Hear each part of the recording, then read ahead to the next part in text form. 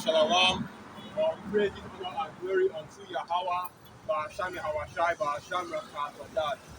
Double honors to the elders and the apostles of the great stone who rule well, pushing some representatives of the gospel, waking up and sealing the elect of the nation of Israel through the spirit and power of Yahweh, Ba'ashami Hawashai. And salutations to all you sincere actors that are pushing this gospel with all righteousness and all sincerity, risking your life in your freedom. So once again, okay, they are the evil Israelites coming in week in and week out to prophesy and to preach of his gospel, of the Most High Yahweh, Ba'asham Hawashai, prophesying the downfall and the destruction of this kingdom, and also prophesying the raising up of the New Jerusalem, okay, the kingdom of Israel on the earth through the spirit and power of Yahweh Ba'asham Hawashai. Okay. Yahweh Ba'asham Hawashai, Ba'asham Hawashai, means Yahweh being the heavenly Father, the creator of heaven and earth, the God of Abraham, the God of Isaac, and the God of Jacob, the God which the scriptures speak of. And Yahweh is only begotten Son, which the world ignorantly and willfully calls Jesus Christ. And the Ruach HaKodesh, which is the Holy Spirit. And today is the 12th of March, 2023. Okay, the hopeful year that we hope that all the prophecies that are contained in the scriptures will be fulfilled.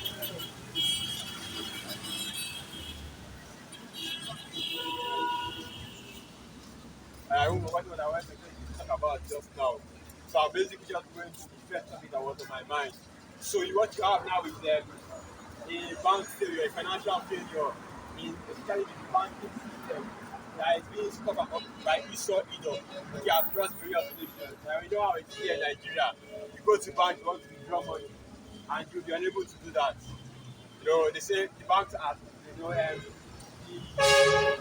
Supreme Court of Nigeria has already ruled that the old 500 and 1,000 naira notes, they are treated as down tender again. Basically, they are money again. They are treated as cash. But what the banks will tell you is that they are not accepting that old currency. But the banks are still giving you that old currency. Right? You go to the from the bank, they give you that old currency. You say, oh, well, I don't want this money. You know, take it back. And they refuse to take it back. Okay? Because the CBN has not made a rule on that. Now I'm just showing you when at this level they are getting ready to move to the next stage of their plan, which is to introduce, the CBDs, a digital solution to physical payment. You already have the Guinea already set up in Nigeria. So what's going to happen next? You see, the CBN will come out and say, well, this since we're having a cash crunch, right? This trouble is very current. Trouble using paper cash. Let's go for this digital alternative. You know, because you already have it on a low level right now, where the new naira notes are worth more than the old ones right now, because the old ones aren't worth anything. But the old ones, people that do accept the old money, that do accept the old naira notes. Basically, what they do is they charge more for, they put their publishing than you for a new naira note. So what you have now is that the new naira note is even more, it costs more than the old one. So basically, a domestic exchange rate, right? You know, you have a exchange rate within the country concerning different types of naira notes. Okay, and the same thing will happen with these CBDs. So right now, if you need cash, you want to go and withdraw money from like a POS or somebody that has that kind of service. Okay, you want to do a transfer or anything like that. You always put some charges on the top in order for you to get the physical cash. So what they are planning to do, they are not saying all this to say that what they are planning to do now, they're going to make the naira worth more than the fiat naira. So that more people will be willing to use it. So what the devil are trying to do, what Esau Edom is trying to do, using the central bank, the CBN that will Nigeria, because, and this is another thing that our people should know, that all these CBN, all the central banks all over the world, they are all being controlled by the elites of Esau Edom, like the officials and the various banking families through the Federal Reserve. Okay, and you can tell about it. You can see what it is. I really what it is. I think it was a picture from Temple Island. Where you had, I've forgotten the exact name of the author or the writer of the book where it explained how the Federal Reserve was set up. Okay, that was the question I actually wanted to talk about. So now you have a global cash crunch, a global financial crisis because the banks, the world over, okay, different banks over the world are failing. When you have them, declaring bankruptcy. When you have them,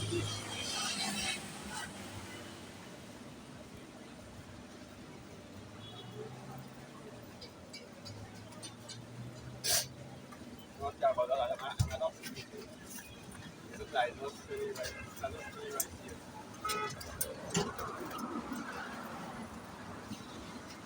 But basically, what I was saying is that we have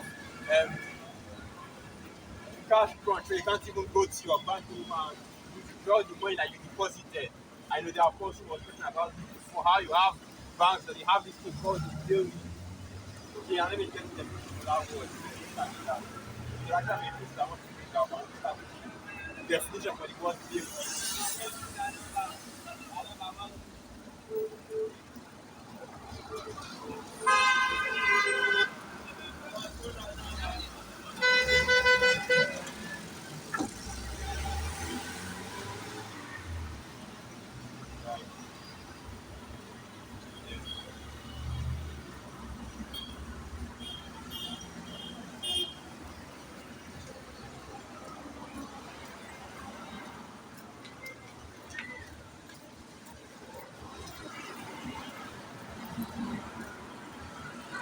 So this is the definition of the word daily. The process of saving a bank from insolvency by making use of its internal resources, such as client deposits. Okay. So basically, what that means is that these banks have a clause in their contract when you open an account, when you make deposits, that states that if you are banking with them, right, if you are using their services, that a certain portion of your deposits can be used as a bail-in for whenever these banks fail, whenever they go into bankruptcy or anything like that. Yes. So basically, what they're going to do is they're going to use of some banks are failed, of course, because this isn't a failure from a single bank like it is in some parts of the world. But this is a failure of the whole banking system. And that's what is getting ready to happen right now in the world, where you have the banking system as a whole just using failing. Okay? But right now, what Israel is trying to do is he's trying to destructure the current world order, which you have, which we have on the earth right now. In order to bring in a new world order, a great reset, the grass plant is devil has come. Okay, I'll start with the book of James, the fifth chapter. Okay, I'm not grateful. This is some system in the world order, right?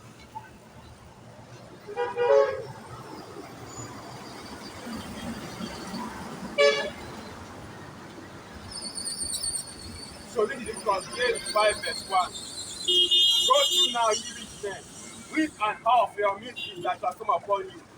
Your riches are corrupted, and your garments are moth-eaten. And this is a message to the elites of Esau Edom, or those that are rich in this kingdom. Okay, because this is how the riches of this kingdom are set up. The money isn't real money. Okay, money is actual money. When you have basically what it is basically what all this money is, the naira, the dollar, the pound, all the fiat currency. They aren't actual money, but they are measurements. Okay, because if you go into the word fiat, basically what you actually instead of okay, something that is a substitute for something else. And what all these fiat currencies are, they are measurements for the worth of that government. Because the currency, the power, the spending power, the value of currency are based on the strength of the economy and the strength of that government. Exactly what the fiat is. You don't see anybody throughout all the centuries saying that, oh well, gold isn't really acceptable as legal as money anymore, or silver, or any other types of currency that the most are acceptable. Okay, gold, silver, all these precious metals, they always still have that monetary value. So the land different things like that. Always have always about they're always worth something. Okay, those are the real assets. So that currency that can be declared by the government at any time, not be worth anything. Okay,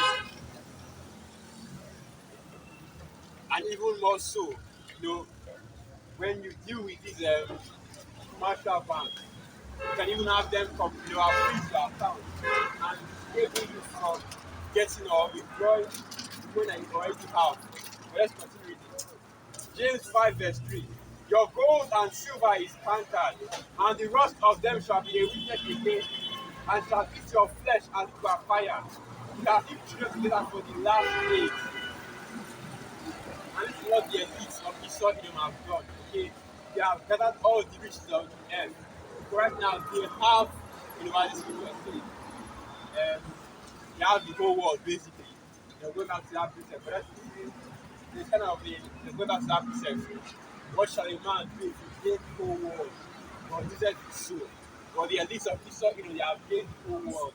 They have, all the money in the world, but all that money is corrupted because okay, history and the way even these devils got that money through rape, robbery, and murder, right? Or the scriptures say, the devil came to steal, to kill, and to destroy. That's basically the same thing. Okay? The rape, robbery, and murder. That's how they got their money. And now you see they are doing an devils are pushing on earth in order to bring in their new world order. Okay, that's great business. They are basically destroying all the institutions that they had already set up and building in something else to take its place, which is one thing. Let's say that new world order again. I don't feel like I'm explaining it very well. It's something like this. Very well.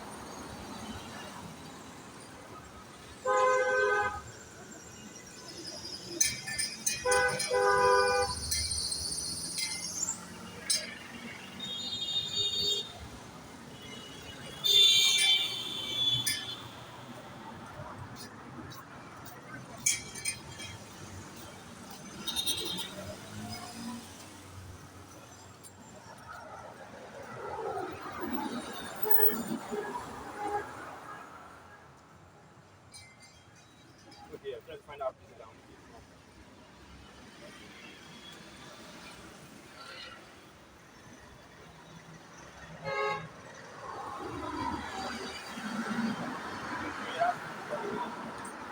I actually remember I was in the book for Revelation. I don't want to go and bring out this picture right now because that's going into the MOTP as well, which is basically, the core, okay,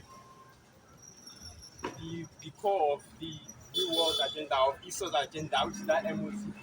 Because even the scriptures tell you, and then you have to go into that, after 36. So I'll start from here. The book of Revelation 13. The book of Revelation 13, verse 2. So this is the book of Revelation 13, verse 2. And the beast which I saw was like unto a leopard, and his feet were as the feet, and his feet were as the feet of a bear, and his mouth as the mouth of a lion.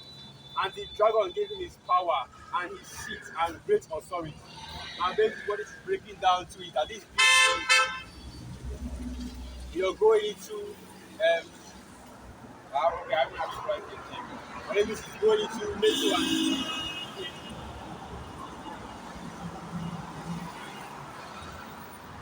and thinking about the different parts of this beast that the different parts of the or different nations that come together to represent this beast. Okay, the leopard here in this case represents old ancient Greek empire, okay, which is what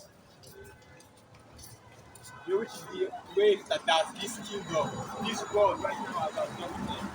And the bear also represents them. They will go back to what I would say, those old kingdoms, right?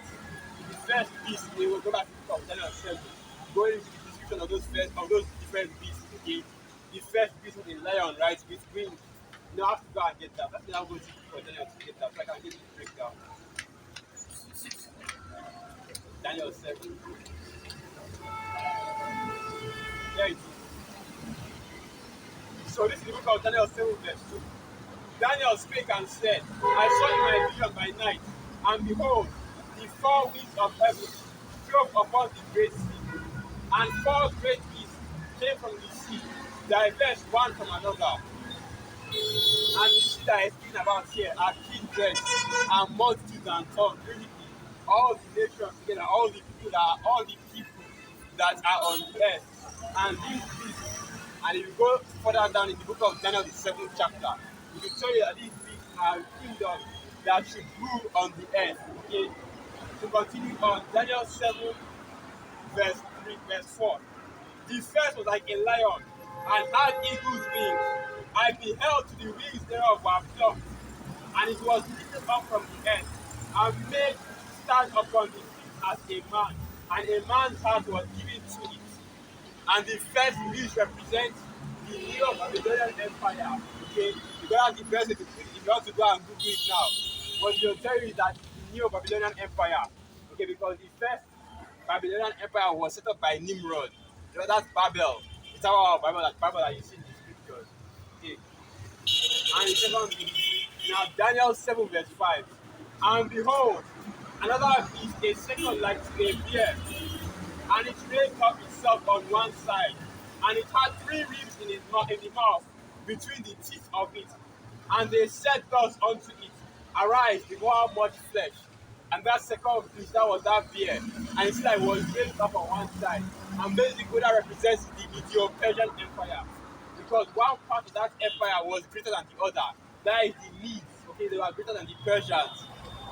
Yeah, that's the I forgot which empire. I think it was the Medes are greater than the Persians. Although the Persians is greater than the Medes. But anyway, that's part of it. Okay? That's the basically that I was saying. And the Medes were greater than the Persians. Okay, and it also said here that he had three ribs in his mouth. And what those three ribs represent the major provinces of Persia at the time. I forgot the exact thing. I know one was Lydia. I believe one was Lydia as well. I can't remember I forgot this is an old breakdown. I can't remember about it, but you have to go back to it.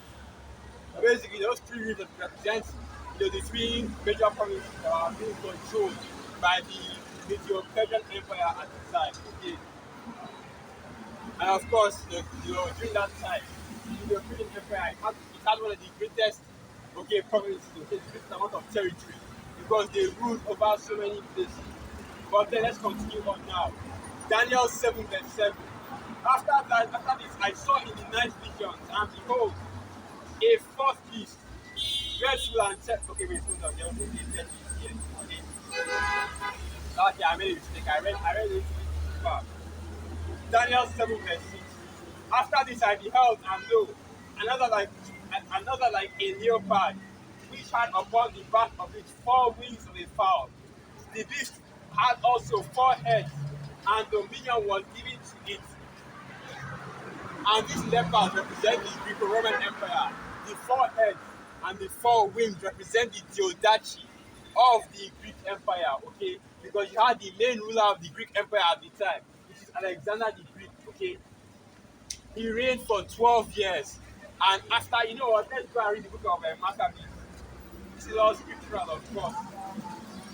And it's already contained in the book of Maccabees. I don't need to go and start explaining it again.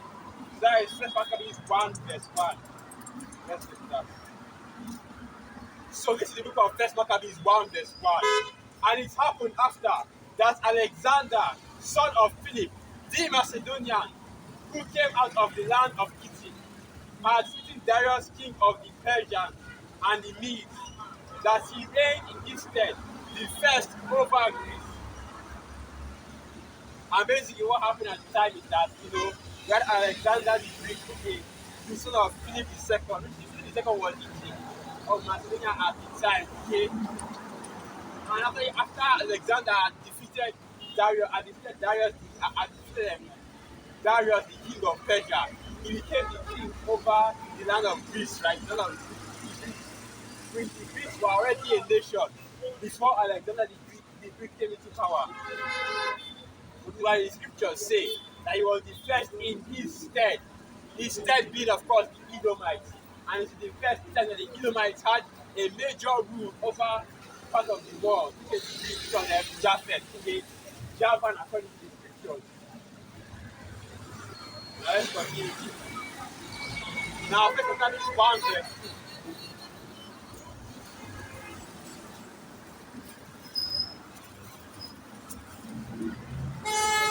First of all, this one verse 2. And made many wars and won many strongholds and slew the king of the earth. Once again, all scriptural, because you know how the escapades of Alexander the Greek came. You go and ask all these historians, start giving all the stories, all the different battles that he fought, all the different kingdoms that he took over, Egypt at the time, all the major kingdoms basically, and he took over all of them. Egypt, that's the one I really know about. All the rest just Egypt, Tyrese, Sidon, and various parts of the Middle East and Europe as well. Because the empire wasn't that large, okay? They didn't go too deep into Africa. They took over most of Asia Minor, and they took over a good portion of Europe. Okay, but they could not get past Iran, which are the Southeast Asians, okay, or sorry, the East Indians, okay. They could not get past Iran. Even during the reign of Alexander the Greek, he could not get past Iran. But continuing on. Now, first look at this 1 verse 4. And he gathered a mighty strong host and ruled over countries and nations, and he became tributary unto him. Because once again, going back to the rule of Alexander the Greek, when he was in power, all the nations that he ruled over became tributaries unto him, meaning that they paid taxes to him. Okay, to continue on. First Maccabees 1 verse 5. And after these things he fell sick, and perceived that he should die. Wherefore he called his servants, such as were honorable, and had been brought up with him from his youth, and parted his kingdom among them, while he was yet alive. So Alexander reigned 12 years and died, and then died. Okay. So Alexander was only for 12 years. When he had conquered all the kingdoms that he had conquered, he could only rule for 12 years, and then after the 12 years he died. But as the scriptures say, because this is also a prophecy in the book of Daniel, and now I have to go and get that as well. So you actually have to hear it. Because if you break it down, biblical history we are going into right now, history that was well documented in the scriptures, okay? I don't know if I can find that.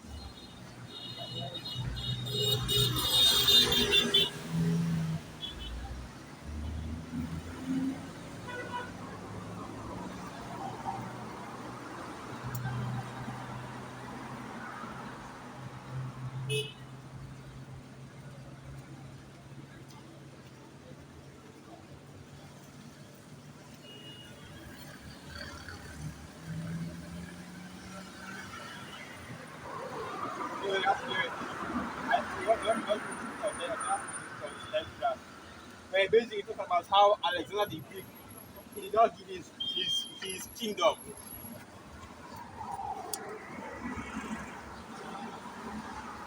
Yeah, so like something was blocking the camera. Basically, what I was saying is that Alexander the Greek he did not give his kingdom to his son. Okay, to reign after him. What happened is that he split his kingdom into four between his four generals. Okay, he had the north, the south, east, and the west. Okay, which of course goes into the Theocratic War and the 6 Syrian wars. Okay, which are who were taking part over the time.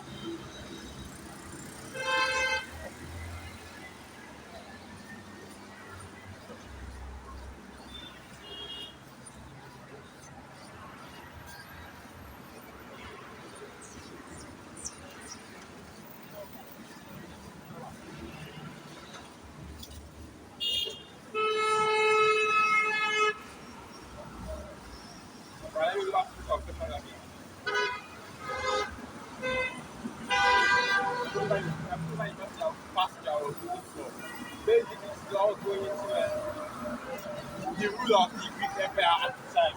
Because even the scriptures, because what happened, okay, during Alexander's rule, okay, during the rule of the Greek Empire. To continue on, first Maccabees 1 verse 8. And his servants bear rule everyone in his place. And after his death, they all put crowns upon themselves. So did their sons after them many years, and evils were multiplied in the earth. So it was during the reign of the Greek Empire that evils began to multiply on the earth, and the world began to fall into wickedness and chaos. Okay? Because the wicked had come, as the wicked had come into power. Job 9 verse 24. Earth is given into the hand of the people. And that was when the real that was when the real I want to say destruction. But the real falling away began. Let me say that because now part of our people, okay, the Israelites, so-called Negroes, Latinos, and Native American Indians becoming Hellenized. And we can read more of that in the book of First Maccabees. Okay, the Hellenization of our people, which all that basically means is that they began to take all the customs of the heathen. Okay, so this is the book of First Maccabees 1 verse 10. And there came out of them a wicked prince, Antiochus, son named Epiphanes, son of Antiochus the king, who had been an hostage at Rome. And he reigned in the 137th year of the kingdom of the Greeks. And this Antiochus Epiphanes is the fourth, okay? Antiochus the fourth, whose surname was Epiphanes, okay? Because if you go into the 16-year war, what you had was different numbers of Antiochus fighting against them, Ptolemy, right? So Ptolemy the first, I forgot his name of it. What do you think his name was Ptolemy the first? Ptolemy the first, his name was, yeah. This is what I'm going to you don't go to meet everyone to the round. So I'm going to go to each one's name. But his name was, Savior, after his first. Let me see if I can find out on the Google very, very. So let me do first.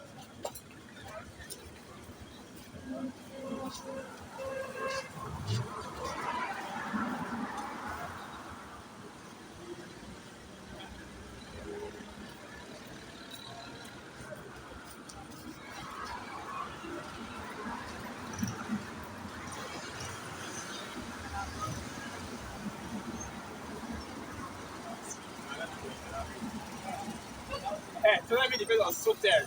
Okay. I'm very sure I'm not about this, I'm going into this issue, but this is an important part of the scripture because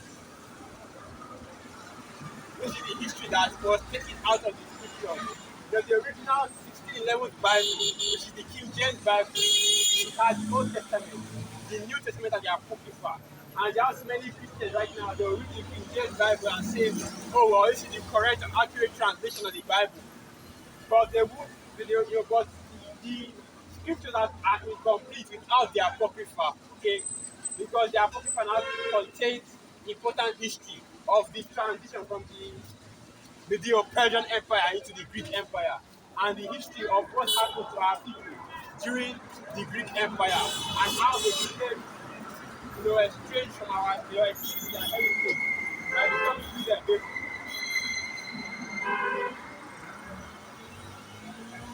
So there's all kinds of funky out there.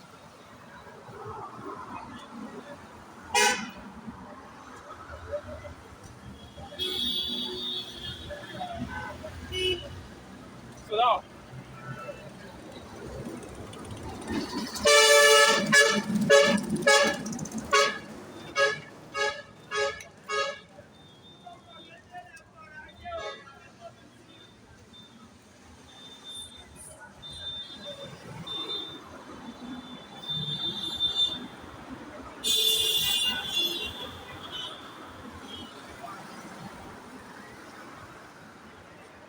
okay, so now first Maccabees 1 verse 11. In those days there went out of Israel wicked men who persuaded many, saying, let us go and make a covenant with the heathen that are round about us. For since we departed from them, We have had much sorrow. So this device pleased them well. Then some of the people were so forward therein that they went to the king who gave them license to do after the ordinances of the heathen. Whereupon they built a place of exercise at Jerusalem according to the customs of the heathen. And if you know scripture, you know that this is a violation of the scriptures, okay? Because even the scripture says that learn not the ways of the heathen. That Jeremiah 10 verse 2. So there are other precepts going to the same thing. Okay? So let me go and get some of them very soon.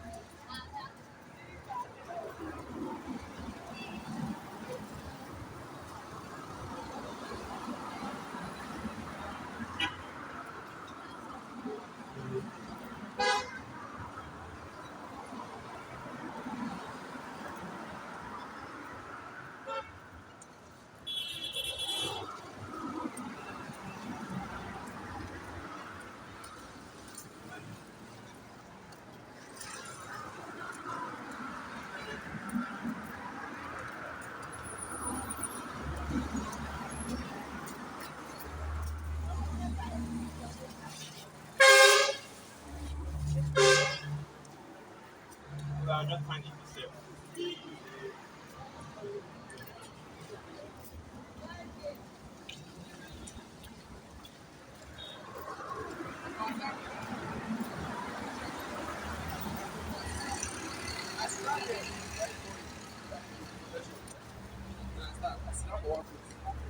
Right. Let me look for it.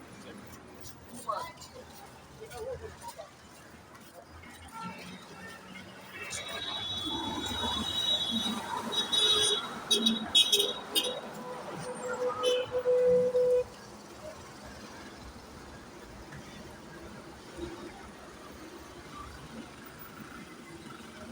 might have to get it now. I can't remember when it is.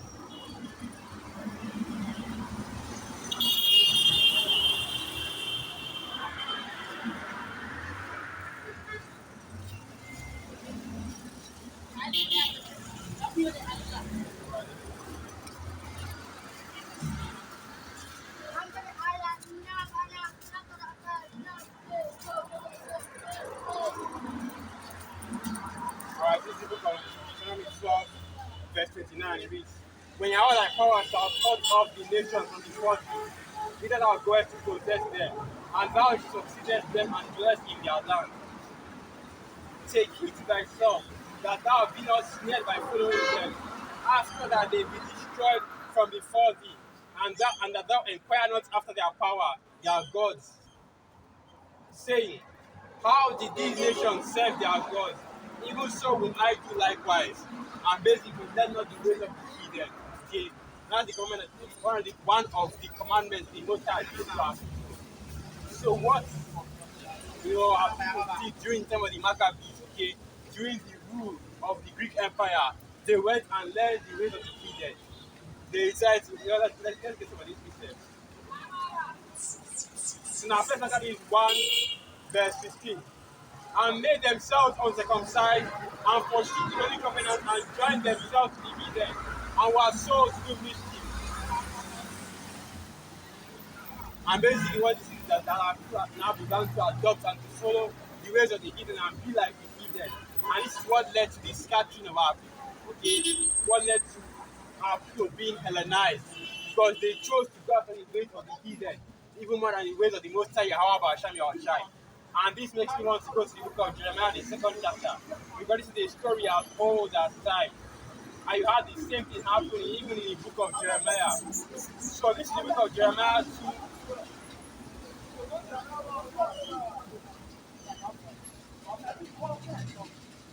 Jeremiah 2 verse 11.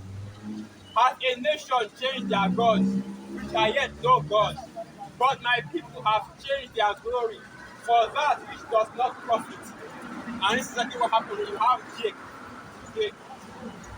following the ways of the heathen instead of the ways of the Most High Yahweh Ba'asham Yahweh. Okay? So now I'll continue on. Jeremiah 2 verse 12. The astonished all ye heavens at it, and the horribly afraid, being very desolate, says Yahweh. For my people have committed two evils. They have forsaken me, the fountain of living waters, and used them out cisterns, broken cisterns that can hold no water. And this is what our people did when they decided to go after the idols of the heathen. In this case, the idols of the Greek Empire, instead of following the Most High Yahweh and Shami outside.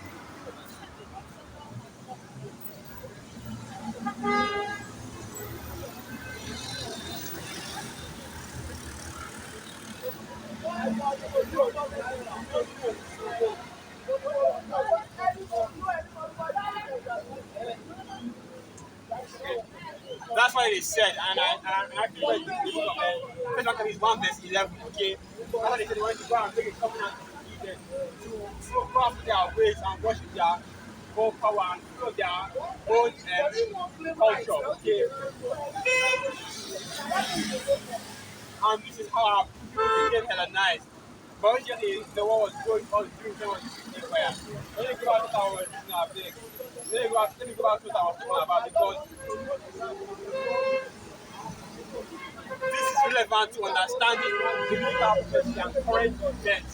What is going on earth right now? Because you have a lot of people in the world that believe that biblical prophecy and current events are two separate things. But everything that is going on the earth right now, it all goes back to biblical prophecy. You know, all the major news headlines, you can relate all of them to biblical prophecy. These are the things that the Most High Yahweh Shami our tribe has said will be happening on the earth. The fact that you have a collapse of the banking system happening on a low level, on a global scale as well. Because now in Babylon the Great, one of the banks over there, okay, it's no longer functioning properly. You can't withdraw over a certain amount. And you see this happening all across the world in different nations, including here in Nigeria as well. Hell, you can't even withdraw in Nigeria in general. There's no money coming out of the banks. Okay? You go to the ATM, nothing is coming out. You go into the bank to withdraw. They are giving you old money. And it was all prophesied in the scriptures. And this was going to happen on the earth. Okay? And this is what is about to come. So now let me go back to now we have an idea of the three empires that rule on the earth, okay? Which is the lion with the wings, representing the Babylonians, right? The bear was raised up on one side and had teeth in its mouth, representing the Medo-Persians. And the leopard with them 4 wings and 4 heads, representing the Greek Empire. But you also have another empire, which was another kingdom, another empire in rulership, which was the last empire that was set, the last beast that was set to rule on the earth. So this is the book of Daniel 7, verse 7, okay, 7. That is script right there. That's the number of completion, showing that this truly is the last beast to rule on the earth. Because right now, okay, the beast that is in rulership, if you want to get down into it, it's actually the continuation of the Greco-Roman Empire. Okay, but it's not the same Roman Empire that was ruling during the time of our Lord Yahushua. The scriptures acknowledge that that it is in the same spirit, but it's basically a different empire. Okay, because when you go into the scriptures, it's just about a beast, and then I'll go and get that. That's in the book of Revelation 13. Go and read that part. The beast whose deadly wound was healed. We'll still go and read that part. But let's just focus on this first. Daniel 7 verse 7.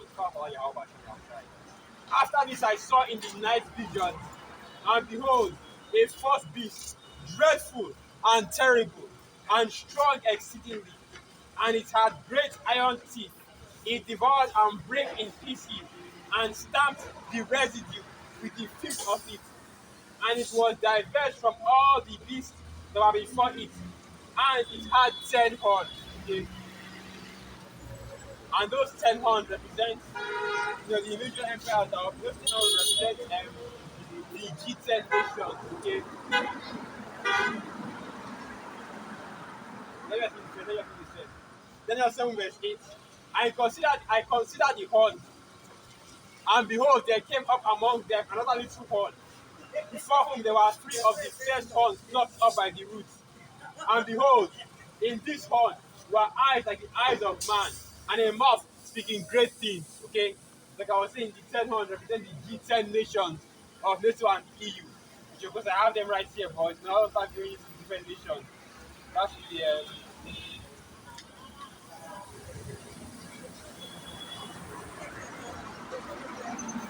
I have them right here. So I can say this out loud.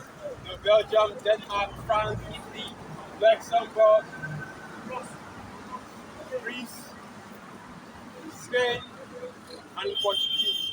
England, West Germany, and the Netherlands as well. And that's the 10 horns in the scriptures. I have the size of the right here. That's a key place to be. Because remembering those G10 nations is difficult. But I think the 7 heads of the dragon has. That one is easier to remember. So you have the Gemina Major, Gemina Minor, Spain, Spain, the Germans, I've already said the Germans, the English, the French, the British, the Greek, and the Romans. I mentioned something already. I don't even know. But basically, that's right there. Okay. But continue on, Just going, continue on. Yeah, this thing. And you're talking about a little horn that, we get all those things. I'm going to bring it outside and show you. In Revelation 13, when it talks about this right here. Revelation 13, verse 2. And the beast which I saw was like unto a leopard, and his feet were as the feet of a bear, and his mouth as the mouth of a lion. And the dragon gave him his power, and his seat and great authority.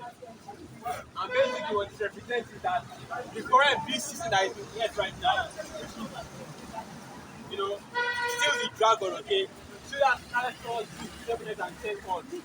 But what's happening is that you have all the other beasts, which is why the scriptures say in the book of Daniel, the 7th chapter, let me go and read that as well.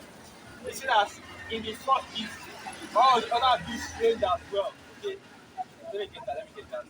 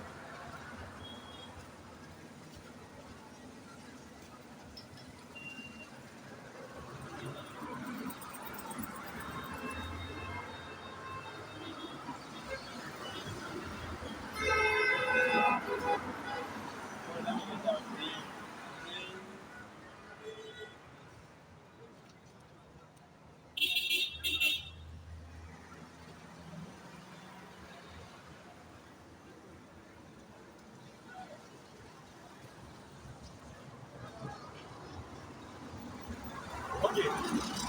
So this is the book of Daniel 7 verse 12. As concerning the rest of the beasts, they had their dominion taken away. Yet their lives are prolonged for a season and a time. Okay. And basically they the other beast, okay. Like I was saying,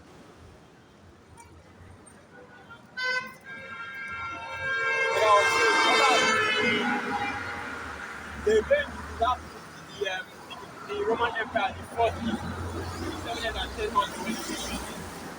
And what it represents is that you had the philosophies, okay, the culture, the customs, and the ways of these other kingdoms, these other nations in this new Babylonian Empire, this new Roman Empire, the revised Roman Empire which we are currently under. All the four beasts, okay, because that's the first three beasts, including the fourth beast as well. They all all their ways, all their customs are certain in this kingdom. Okay, we have the way of the Babylonian Empire going through the system of worship, with Baal, El, Nebo, and these various other gods. And that's what the practices that were going on in Babylon as well, which is why America today is called Babylon the Great, okay, the city of confusion. In the Persian Empire, what you had was the structure of their administration, their strategies and their system of some of their military strategies that were used in the Roman Empire. Okay?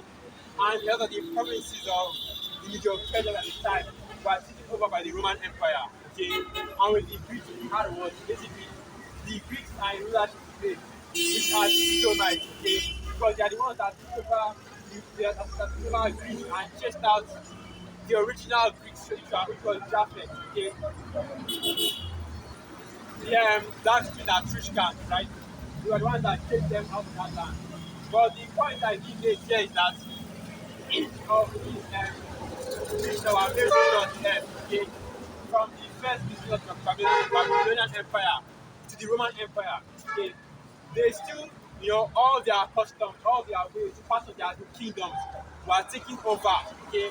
Were taken, parts of their kingdoms were taken and put in this current system that is set up in this kingdom right now. Okay. So Revelation 13 verse 3. And I saw one of his heads, as it were, wounded to death, and his deadly wound was healed. And all the world wondered after the beast. And that represents the fall of the Roman Empire. That was when that wound was there. That was when a deadly wound was hit on one of the heads. Okay. One of the major heads of the beast is the Roman Empire. And that wound was healed during the time of the Renaissance, okay? Which of course the Renaissance means rebirth. And I always say this, when we go into the Renaissance, the major purpose of the Renaissance, the reason why that's even a period is because what happened was that Esau rediscovered their Roman heritage, okay? Because if you go into the definition of the word Renaissance, what it says that, oh, well, it was the discovery of quote unquote classical literature, classical art and architecture. And what all that basically translates to is Edomite architecture. All the classical stuff goes back to the Roman Empire. Okay? So they rediscovered the ways of the Roman Empire. Esau were basically either failed and the most time took them. Instead from them. Okay? They were loosed on the earth again to deceive the world for a little season. That is in the book of Revelation, the 20th chapter. Continue on.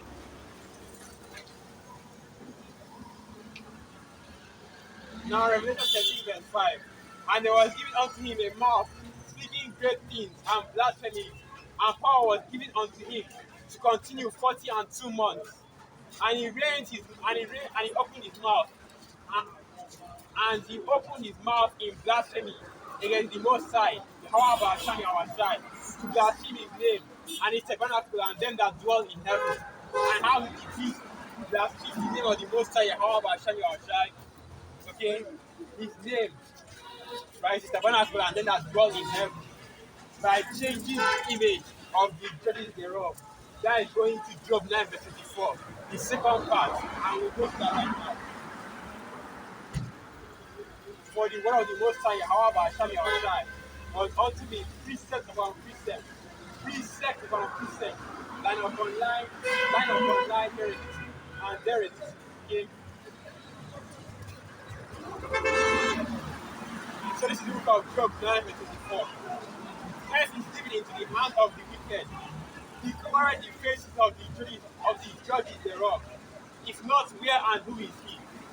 And this is another thing that happened during the time of the Renaissance, okay? The rebirth, the beginning of the revived Roman Empire. What we had at the time was called iconoclasm, okay? Which is basically the defacing of the ancient relics, especially the Israelite relics, okay? If you had one, they tried to change the image of the Most High, okay? From, the original image of the Most High, Yahweh Hashem Yahshai, into corruptible man. Okay, and the corruptible man is actually now in this book, Esau Edom. The image of Esau Edom, and we have, of course, the other sign right here as well. But basically, you had at the time Cesare Borgia of the Borgia family, which was a noble family during Renaissance Italy. But you had Cesare Borgia used as the modern image for the Lord. Okay? That's the image of Jesus Christ. And also at the time as well, during the Greek Empire, with Ptolemy the first, Sotor that I was talking about just now. And that was Sotor being the savior. Okay? They use his image as well to represent the Most High. That's a Serapis Christos. And that's where you get the contemporary image of the Most High. It's based off of Ptolemy the first. Okay? That's where you get the original Christians, which are the followers of Serapis Christos. Okay? The girl with a teapot flower on his head. Okay?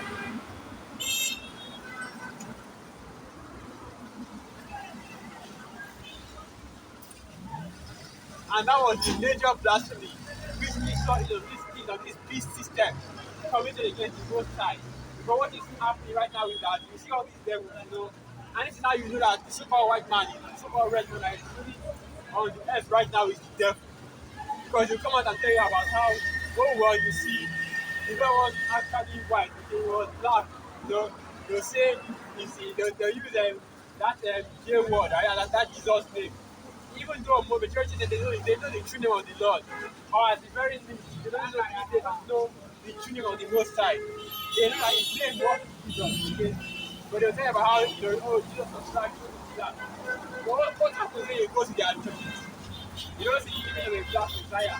What you see is the image of Serapis Christos. Looking him dead in the eye. Because all Christianity is the one that is the Christianity. It was used as a tool to push and promote the Roman supremacy. Because now you have, as the scripture says, now you have no marvel. Because Satan himself, the devil, he saw Edom, disguised. And that's exactly what he did.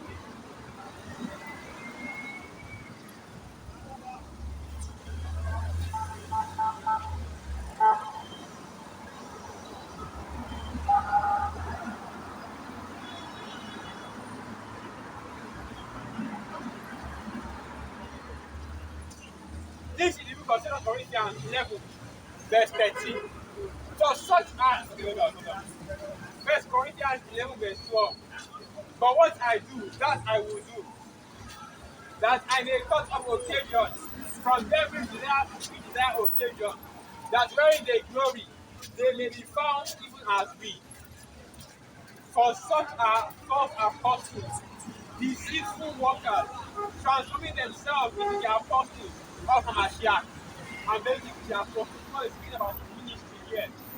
When he was talking to the Israelites that were scattered into Corinth, okay, the reason why we go so far in history, and it's another thing as well, I saw the video the elder Manatazakba from the Saturday camp today. Because you had Israelites, you had this person in the comment board, they just Israelites. You had this person on the comment board asking, why do we go against Bokar? We know it's a Bokar, we know it's a false prophet. We should ignore him. But we do that for the same reason the Apostle Paul had so many epistles and put so many letters out there, was so heavy bringing out the scriptures, even when he was in prison. He was so heavy, he was doing the work heavy even when he was in prison. Yeah.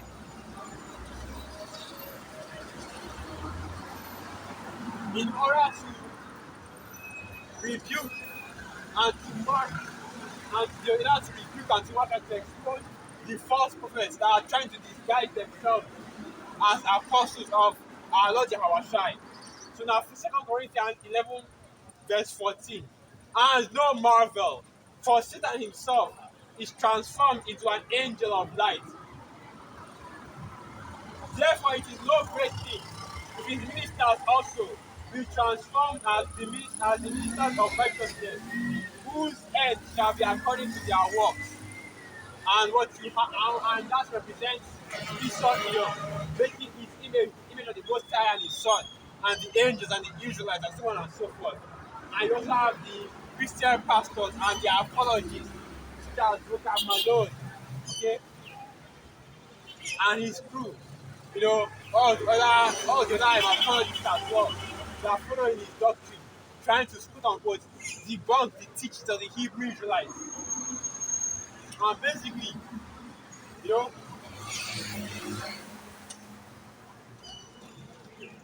they are trying to disguise themselves as the true apostles of the Lord. When in reality, all they are apostles are apologists for Esau. Like the apostles always say, they are apologists for Esau Edom, which Esau is their God. And right now, this level is because Esau Edom, they disguise themselves as the Most High and the Son.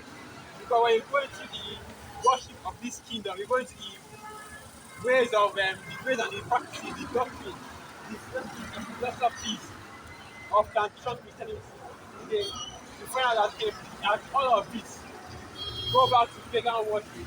Because when they like say that they worship the Most High and the Son, when they might go into the scriptures from time to time, the major doctrines of Christianity, okay, it all goes back to transition. They all go back to pagan worship.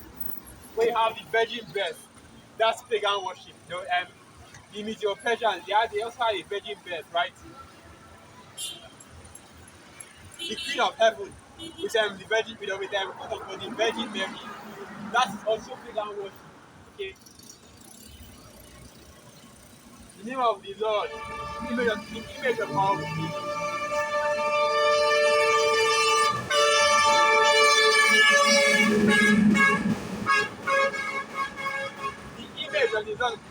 Lord that they use.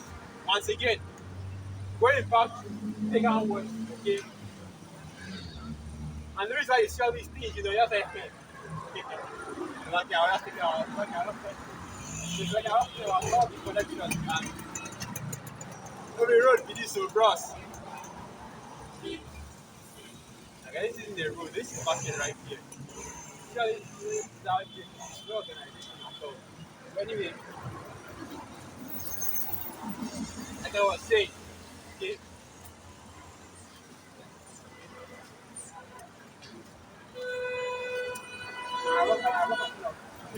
now. We are back to what I was saying, okay? This is the blasphemy that the that this kingdom, okay, this current beast system committed against the Most High and His Son, where they change the image of the Most High and His Son, like that image of the first family. Because it started in the Roman with the Greek Empire, okay?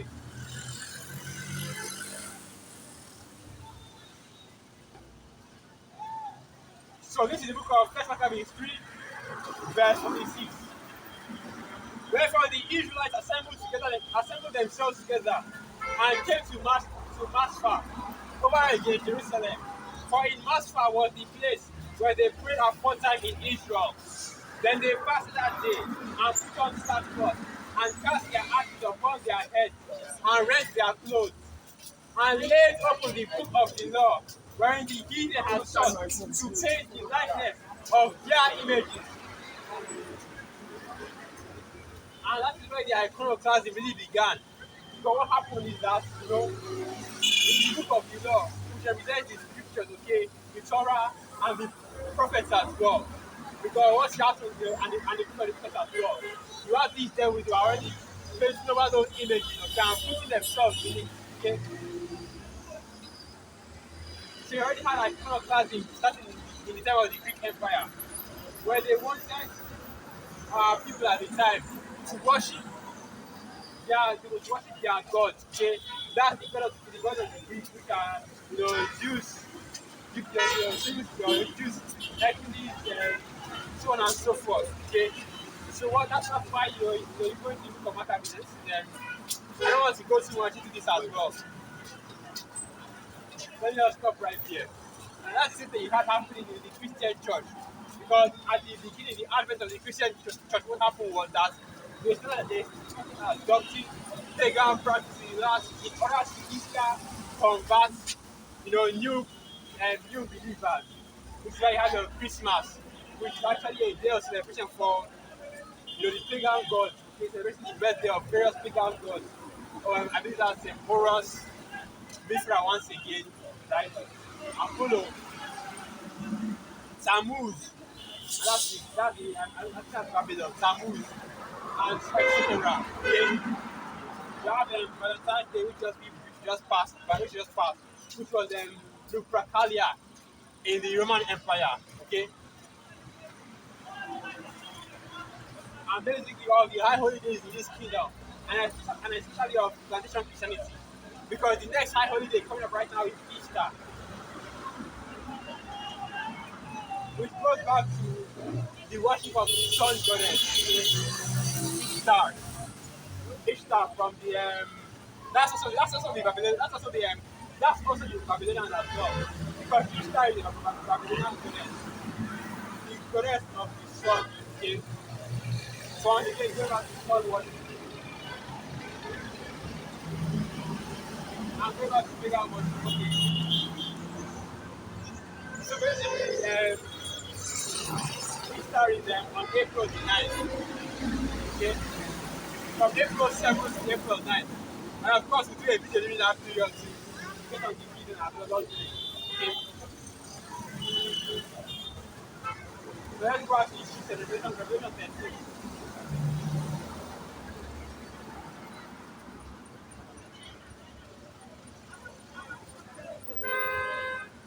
Revelation 13, verse 7.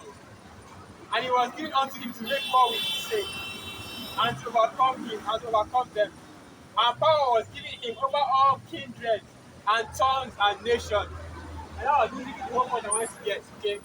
Prove that this devil has a new one agenda because all the power, all the dominion, from 9 verse 24, Daniel 4 verse 17, the Most High has given man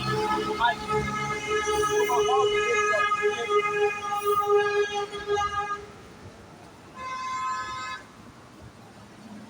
and all power was given to his hand. And what he wants to do with that power right now is to set up a one world government, a new world order, okay? Because this is how this devil operates. And we'll go to this precept right here. In the book of Habakkuk, the second chapter.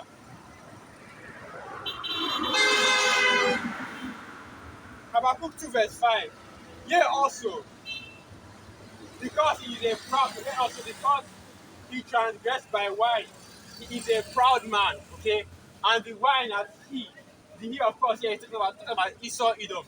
Because if we read on up a little bit, Habakkuk 2 verse 4, behold, his soul which is lifted up is not upright in him, but the just shall live by his faith.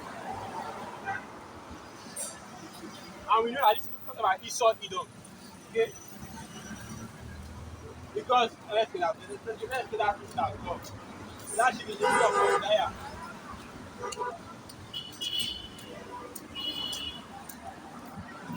Those that were exalted thyself as the evil. Right? That is there. So this is the book of Obadiah 1 verse 3.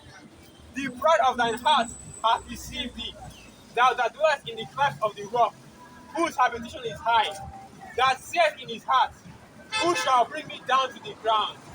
Though thou exalt thyself as the eagle, and though thou set thyself thy nest among the stars, lest I bring thee down, saith Yahweh. Okay? And the soul that is being lifted up in your Esau kingdom. And basically, because they are in this kingdom, okay? Not only have they lifted up themselves as the lord of this kingdom and have become proud in their own conceit, but they also dwell in their own skyscrapers, right? The condos, you know, whose habitation is high. Because you see all these Edomites, they like to dwell in the high places, okay?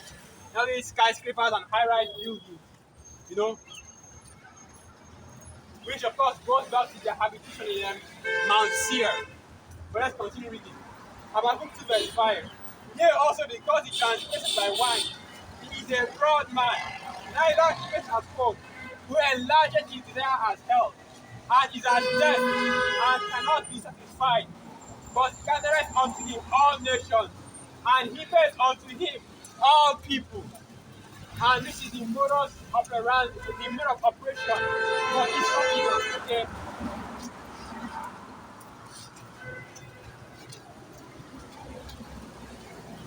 in his pride and his greed, he doesn't sometimes satisfy with the leadership that he has.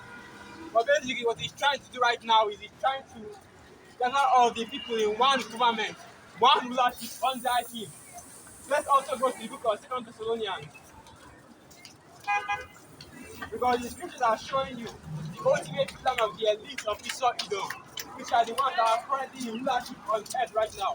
The so-called red men are ruling over the earth, okay? The Europeans, the Americans, they are the Edomites according to the Bible.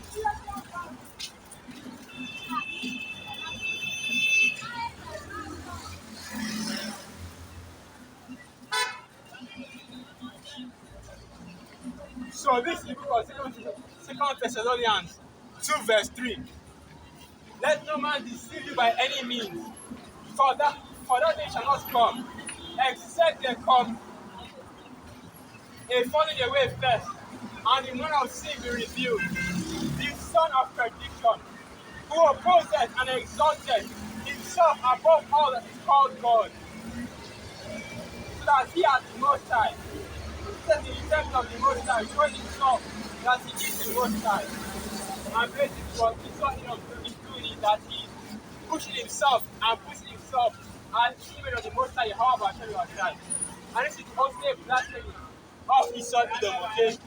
Where he's putting himself up as the most high, and he's trying to cause all the people on earth to worship him as the most high. Which is not that map of the beast that MOTB is for. Because once you take that MOTB, you are basically swearing your allegiance and saying that, Esau, the so-called white man, the so-called red man that is ruling over the earth right now, is your God. Okay? You are choosing him above the most high, however Hashem your side. Because once you take that mark, you are actually worshiping the beast and his image. It is the ultimate display of worship for the beast and his image. Okay? Because because when we talk about worship, what is the primary form of worship? Okay, if you want to show that you worship the most high, how do you show that? It's obedience. Once you obey the decree, and these devils are set up, a decree that is a decree that is against the laws, the statutes, and the commandments of the Most High Yahweh Hashem Yahweh. What you are showing is that you are following after the ways of Esau Edom. They are following those ways more than the ways of the Most High Yahweh Hashem Yahweh. So you have more respect, okay, to Esau than to the Most High Yahweh Hashem Yahweh. Which is why we are married to have peace, okay, and not to partake in the ways of this kingdom. So don't worship the beast and its image. And don't receive that mark in your right hand or in your forehead. Because right now these devils are strong on the warpath, okay? Revelation 12 verse 12. Rejoice in heaven. And you go here, and let me go and get that very. Let me put it out precept. I want to go and bring it out. Revelation 12 verse 12. Therefore rejoice. Therefore rejoice in heaven, and he that dwell in them, both the inhabitants of the earth and of the sea. For the devil is come down unto you, having great wrath, because he knoweth that the half was a short time. And right now, Esau Edom is coming in with that wrath, okay? Because from this moment on, any nation, any king that refuses to follow after the agenda of these devils, these Edomites, okay, you will see them falling into swift destruction out of nowhere, man. You're just surprised that, oh, what just happened, when you see a country going to complete collapse, like that earthquake that happened in was it Turkey, I believe, either Turkey or either Turkey or another country, and people are theorizing that that was set up by the elite of Israel with their hard technology, basically weather control technology, and the same thing happening on the earth. You have a global, a global collapse of all the infrastructures that have been set up all over the world. Okay, that's why you have all these shortages out here, food shortages, all these resource shortages. Okay, because Israel is slowly squeezing, or basically slowly how do I put it now? Basically, it's putting the pressure on the earth. Okay, problem, it's putting pressure on the earth, and problem reaction solution. Or is that it? I mean, plan collapse. I'm trying to think of the best to put this. Using the Hegelian dialectic, right? So basically, it's putting pressure on the earth right now in order to bring in a solution which is the new world order. Because you are going to have the complete collapse of all the different infrastructures on the earth, which includes the internet as well. The internet will go down, which in turn will destroy the banking, will destroy all the other things that are set up on the earth and being controlled and maintained by the internet. Okay, that's why you see this big push to make everything digital. Try to be media to shut everything down, to shut the whole world down. Just pushing a button by simply shutting down one video, by simply shutting down the internet. Okay, then because right now, man, I'm not even going to lie. If the banking system doesn't fail right now in Nigeria, it's over. Okay, you know, it's going to be complete chaos out here. A lot of people are going to starve, a lot of people are going to perish. All hell will break loose. But, you know, I put my trust in the Most High Yahweh by telling outside. So I'm not really worried about all that. But you see, or you can easily see what is about to come on the earth. Okay? All the evils that are about to come on the earth. That is what say. Divining the time because the days are evil. And the only thing that can and the only way we can go from here is down. To expect this level of more of a crunch, more collapses, and more events, bad times to come on the earth. Okay, let's continue on going to the other part of this topic. I think I got the point I wanted to get. I think I got the point I wanted to get. And next point being that represents the next major prophecy, which is the mark of the beast that has been pushed throughout the whole earth. I want to continue reading Revelation 13. Let me not read because we're already in that time, okay? The time where these devils are coming down with that, you with that power, in order to stop or what I mean. It's like you have to be I just think of the best way to say it. Basically, when you're trying to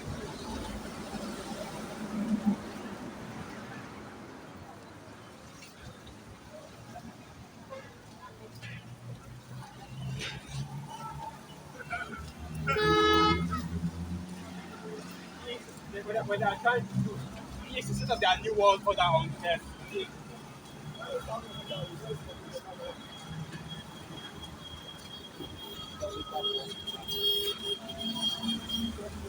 They are trying to set up their new world order on earth. You know? Of course, they don't know.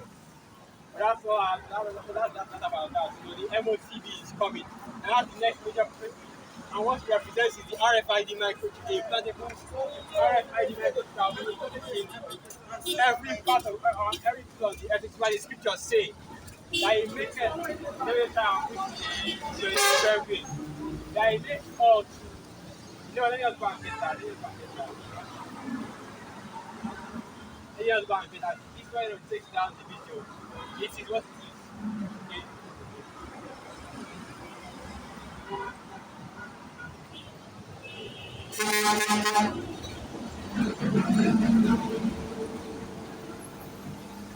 Now let me just go into something else. Let me go into something else. Let me go into something else. Okay. But you see, this is just another example of the coming of something else, another prophetic event that is coming, which is the famine of the world. Okay, let me go and bring on this up. And this is the issue, guys. They take only one thing, fire about what to do like that. People are not preaching and fasting, right? But shall even the scriptures tell you that we shall be made a spectacle unto the angels and to men as well, witnesses.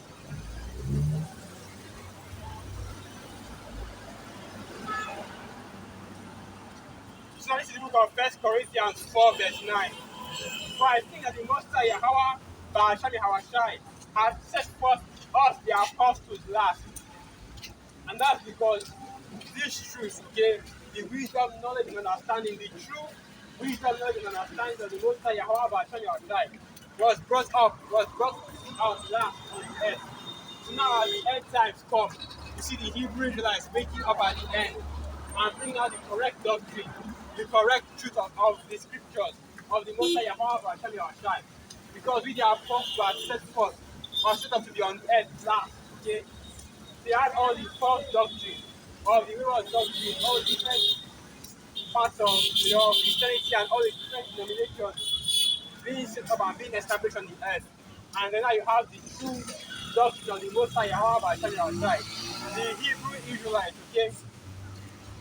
The 100% truth being brought forth on the earth right now. To continue on.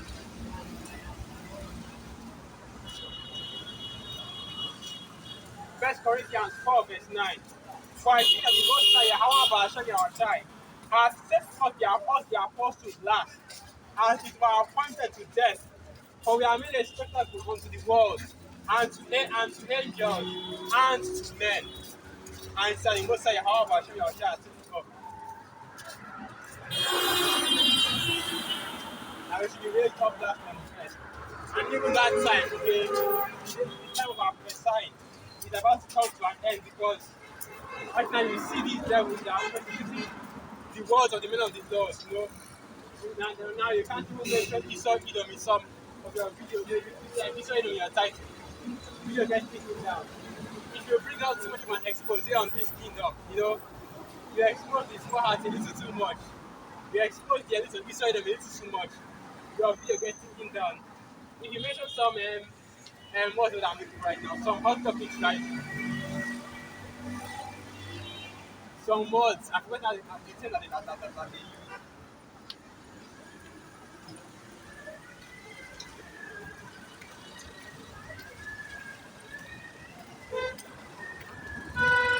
forgot the level that I use. I forgot the name that they use, you know, all these words.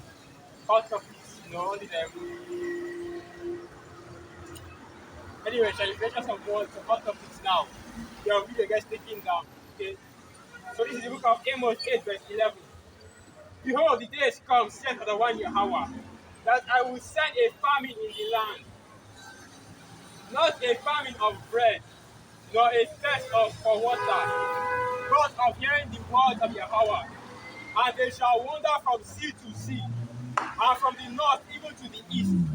They shall run to and fro to seek the word of Yahweh, and shall not find it. So the time will come when the Most High Yahweh will take his men off the earth, okay? He will take the God from the earth, where you will no longer see the men of God on the highways and byways. And that will be that time when you see Jake heavy, looking for the word, you're looking for a man of the Lord to give them the doctrine, to give them the breakdown, to give them a little bit of the truth. They'll be here, they'll be looking for the word, you know, traveling from one place to from one point of the earth to the other, from place to place, trying to hear the word. I will be unable to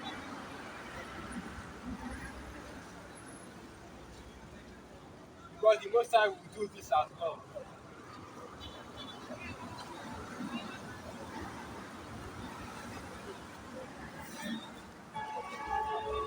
So this is the book of Ezekiel 3.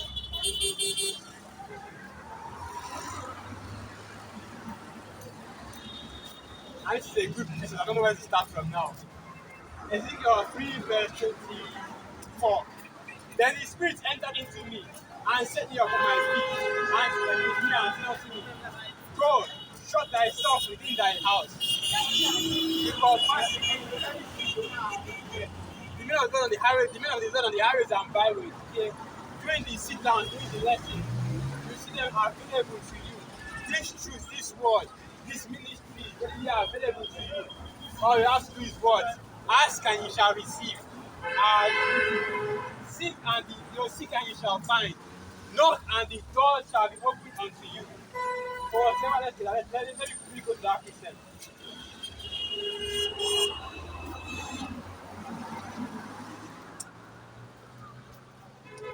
That's the fair Christian right there.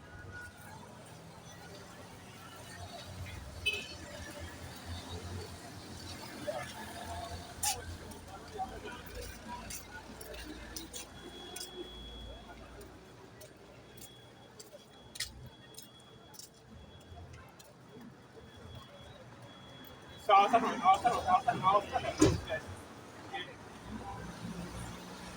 I want to get to the next.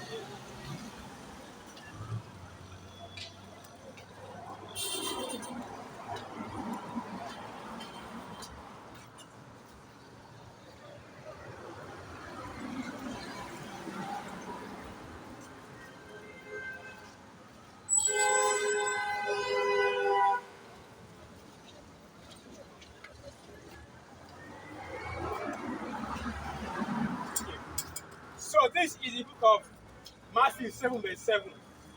Ask and it shall be given you. Seek and you shall find. Knock and it shall be opened unto you.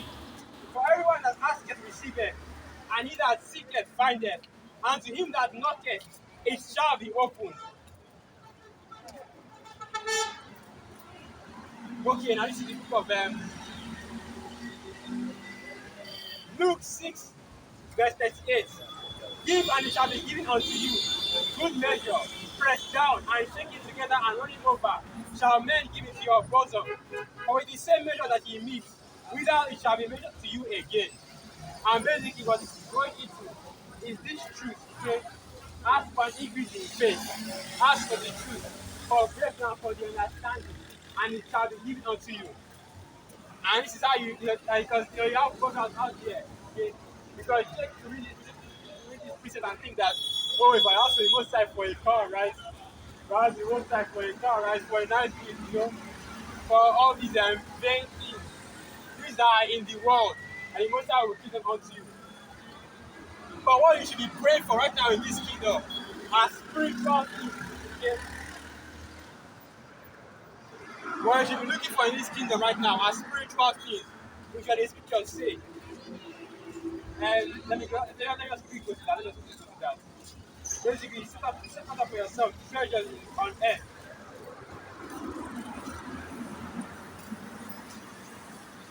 So Matthew 6 verse 19.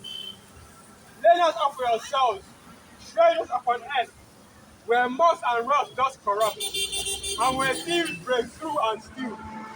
But lay up for yourselves treasures in heaven, where neither moth nor rust does corrupt, and where thieves don't break through and steal. For where your treasure is, there will your heart be also. And that's going into the kingdom, okay?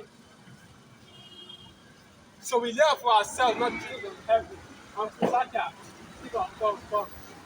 So we lay up for ourselves, not treasures on earth, but treasures in heaven, okay? Where the treasures cannot be corrupted, where thieves cannot, the way thieves cannot be stolen, but it is kept by the Lord say, "How about you outside?" Okay. So let me continue on this step by step. So now you see the of the Lord. In this time of coming of the world, where you no longer see the men of the Lord actually on the highways and byways anymore.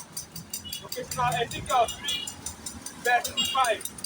But thou, O son of man, behold, they shall put bands upon thee, and shall bind thee with them, and thou shalt not go out among them. And basically,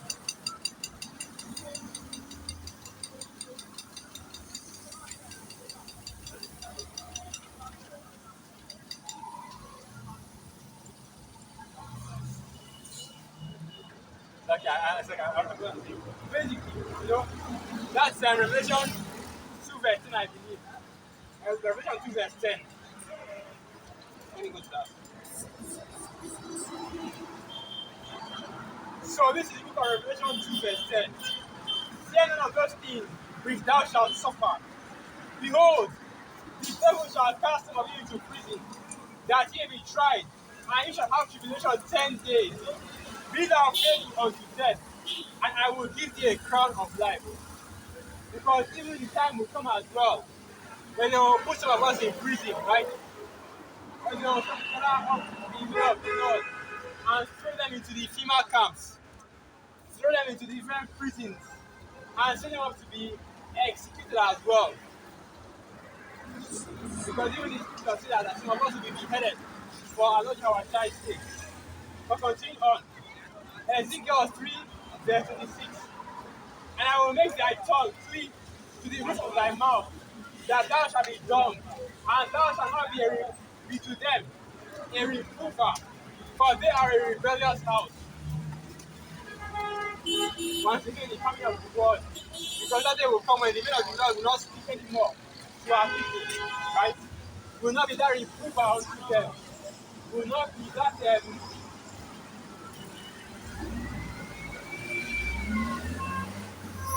me get this very quick.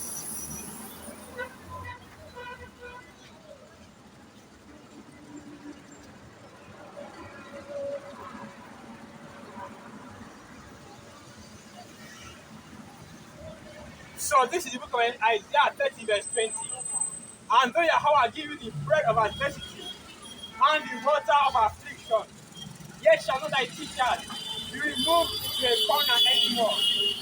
But thine eyes shall see thy teachers, and thine ears shall hear a word behind thee saying, This is the way, walk ye in it.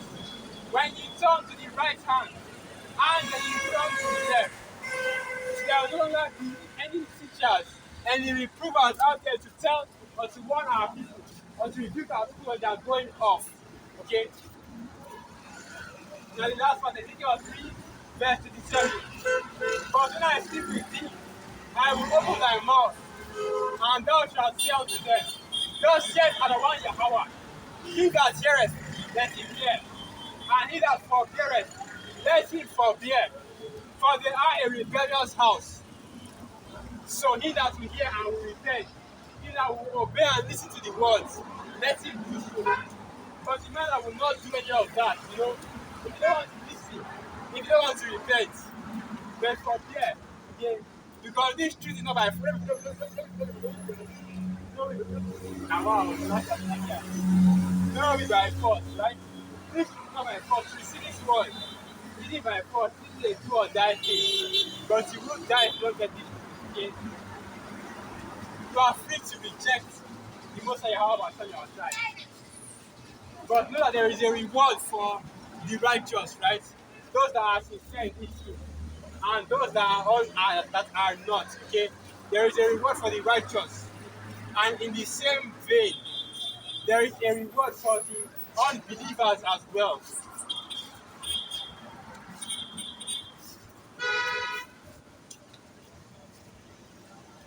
And we already know what that reward is. The reward is lake of fire, okay, and not an hour burning in hellfire. You know, but the reward is the lake of fire, which is the destruction that is about to be brought on the earth by our Lord and our God.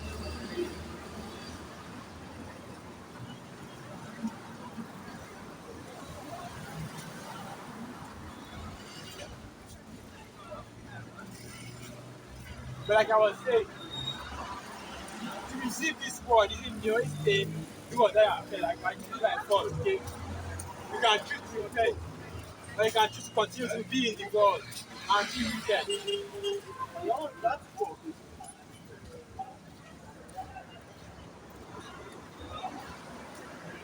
And I want to get the I want to get that, okay?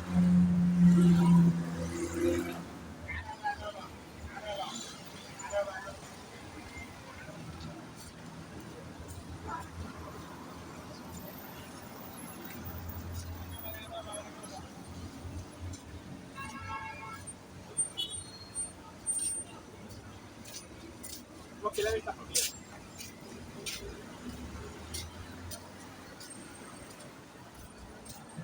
Let me start from here. Looking at already.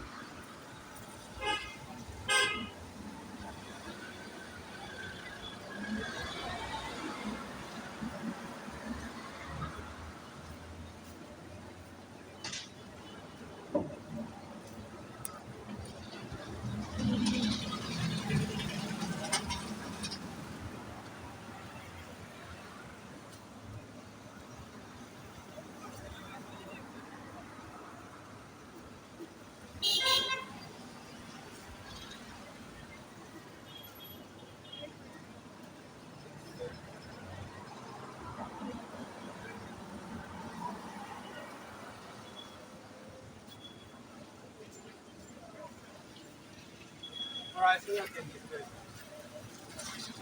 Let me grab it from now. One piece out, but it wasn't the exact one.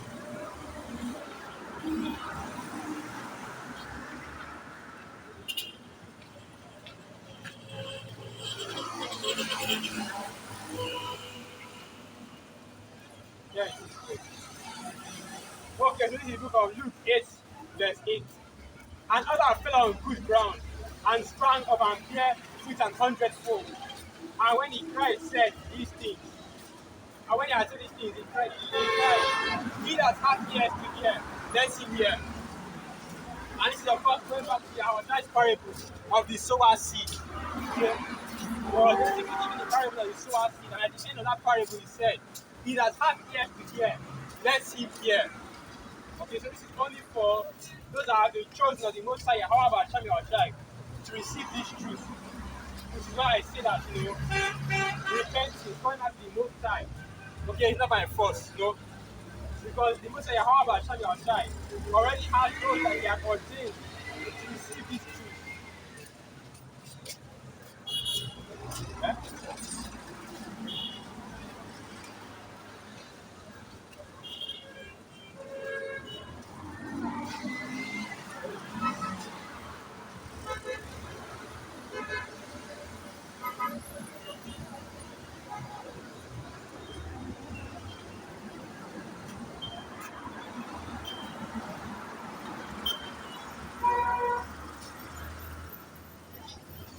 So this is the book of John 15, John 15 verse 16. Ye have not chosen me, but I have chosen you and ordained you, that you should go and bring forth fruit, and that your fruit should remain. For whatever you shall ask of the Father in my name, he may give it you. Because you are chosen by the Most High, however, Hashem outside to receive this fruit, and to repent and to come back, and to repent and to come back to Him. Okay? And this is not a matter of you deciding to follow our Lord and our tribe, or deciding to repent. But rather, the thought that was put by the Most High, because it's the heavenly Father, the Most High, however, Hashem and our tribe, that is in control of all things. And He's the one that decides who gets to repent, who gets to be saved, and who doesn't. Okay?